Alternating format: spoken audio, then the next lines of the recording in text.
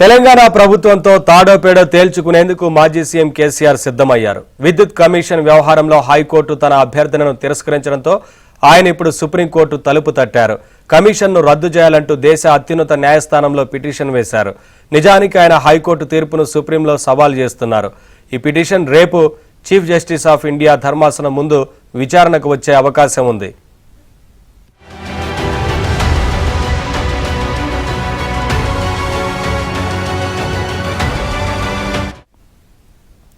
గతంలో నరసింహారెడ్డి కమిషన్ కు కేసీఆర్ ఘాటు లేఖ రాశారు. కమిషన్ కు విచారణ అర్హత లేదని అంటూ నరసింహారెడ్డి వెంటనే వైదొలగాలని ఆయన డిమాండ్ చేశారు.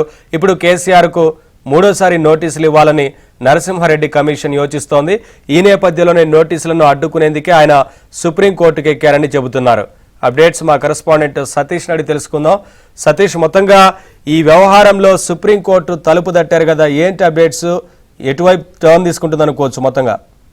ఎస్ నవీన్, తెలంగాణ ప్రభుత్వం నియమించిన విద్యుత్ కమిషన్ రద్దు చేయాలని మాజీ సీఎం కేసీఆర్ సుప్రీంకోర్టులో తాజాగా ఒక పిటిషన్ దాఖలు చేశారు. అయితే హైకోర్టులో ఇటీవలనే ఒక పిటిషన్ దాఖలు చేశారు. విద్యుత్ కమిషన్ ను చట్టపరంగా వివరించడం లేదు, నరసింహారెడ్డి ఏకపక్షంగా వ్యవహరిస్తున్నారు, ఆయన ప్రెస్ మీట్లు పెట్టి మరి వ్యతిరేకంగా మాట్లాడుతున్న అంశాన్ని కూడా ఆయన హైకోర్టులో ఒక అఫిడవిట్ రూపంలో కూడా రిట్ పిటిషన్ దాఖలు చేసిన సందర్భంలో కోర్టు కేసీఆర్ దాఖలు చేసిన పిటిషన్ ను తిరస్కరించింది. అయితే హైకోర్టు తిరస్కరించిన పిటిషన్ సవాల్ చేస్తూ సుప్రీంకోర్టులో పిటిషన్ దాఖలు చేశారు. సుప్రీంకోర్టులో పిటిషన్ రేపు విచారణకు రాబోతుంది. సిజే ధర్మాసనం, చంద్రచూడ్ ధర్మాసనం ముందుకు పిటిషన్ ను రేపు విచారించబోతున్నారు. ఐటెం నెంబర్ 18గా కూడా కేసు ఇప్పటికే నమోదైన నేపథ్యం ఇక రేపు ఉత్కంఠత కూడా నెలకొంది. రేపే విచారణ చేపడతారా లేదంటే మొదట నోటీసులు ఇచ్చి విచారణను వాయిదా వేస్తారనేది కూడా చూడాల్సి ఉంటుంది. అయితే టీఆర్ఎస్ ప్రభుత్వం హయాంలో తీసుకున్న విద్యుత్ రంగ నిర్ణయాలపై రాష్ట్ర ప్రభుత్వం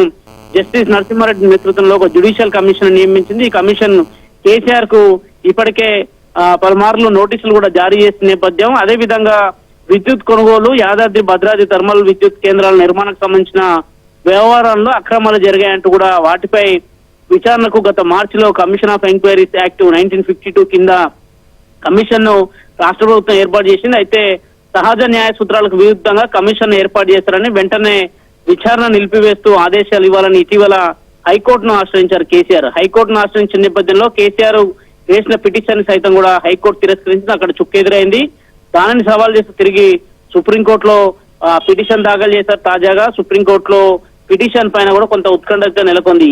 విచారణ పైన స్టే విధిస్తారా లేదంటే హైకోర్టు ఇచ్చిన తీర్పును సమర్థిస్తుందా సుప్రీంకోర్టు అనే అంశం పైన రేపు స్పష్టమైన క్లారిటీ రాబోతుంది. Naveen, right, thank you Satish.